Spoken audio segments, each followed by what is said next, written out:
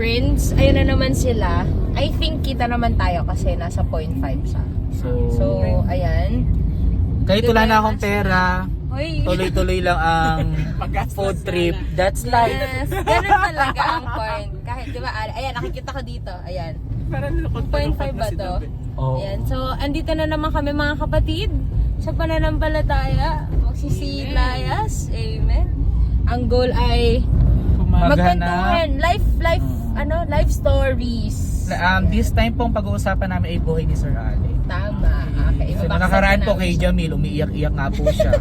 Sa katunayan, na-open niya po na... Tomboy po talaga siya.